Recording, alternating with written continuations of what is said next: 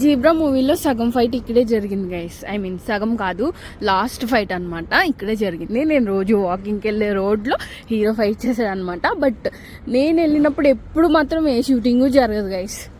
Cinema అయితే నాకు okay యావరేజ్గా అనిపించింది, ఒకసారి చూడొచ్చు అనమాట. మొత్తం బ్యాంకింగ్ గురించి ఉంటుంది అనమాట. లక్కీ భాస్కర్ ఇది సేమ్ బ్యాంకింగే, బట్ రెండు సేమ్ అనే ఫీలింగ్ మనకి ఒక్క చోట కూడా రాదనమాట.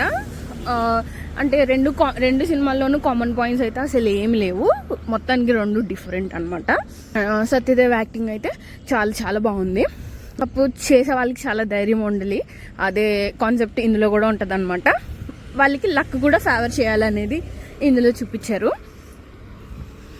కామెడీ బాగుంది, బట్ ఎక్స్పెక్ట్ చేసినంత లేదు.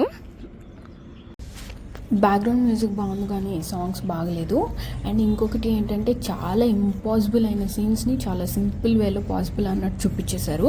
బట్ లక్కీ భాస్కర్లో అయితే అది ప్రజెంట్ ఇంత టెక్నాలజీ వచ్చినాక కాదు, ఓల్డ్ ఇయర్లో జరిగినట్టు చూపించారు కాబట్టి అది పాసిబుల్ అయ్యే ఛాన్సెస్ నమ్మడానికి ఉన్నది. బట్ ఈ జనరేషన్లో ఈ టైంలో ఇంత టెక్నాలజీ ఉన్న టైంలో సత్యదేవ్ అన్నీ చేయడం అనేది నాకు చాలా ఇంపాసిబుల్ అనిపించింది. అండ్ చాలా చోట్ల నాకు కొంచెం లాజిక్ లెస్గా కూడా అనిపించింది. విలన్ అయితే చాలా చిన్నప్పుడు చూపిస్తారు, మళ్ళీ చాలా పెద్ద విలన్ అయిపోయినాక చూపిస్తారు. అసలు అంత పెద్ద విలన్ ఎలా అయిపోయాడు అనేది నాకు ఇంకా క్వశ్చన్ మార్క్ లాగానే ఉంది. నేనైతే మూవీతో అసలు అక్కడ కనెక్ట్ అవ్వలేదు. క్లైమాక్స్ అయితే నాకు అస్సలు చాలా చిరాగ్గా అనిపించింది.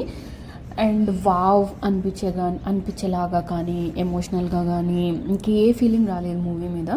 వచ్చిన ఒకే ఒక ఫీలింగ్ చేస్తాడు ఇలాగా అయిపోద్ది ఇలాగా అనిపించింది అనమాట. అండ్ ఇంకోటి ఏంటంటే నేను ఈ బ్యాంకింగ్ సినిమా బ్యాంక్ ఎంప్లాయీతోనే చూశాను గైస్. ఓవరాల్గా మూవీ అయితే నాకు చాలా యావరేజ్ అనిపించింది గైస్. బట్ ఒకసారి అయితే చూడొచ్చు ఫర్ సత్యదేవ్ యాక్టింగ్ కోసం అనమాట.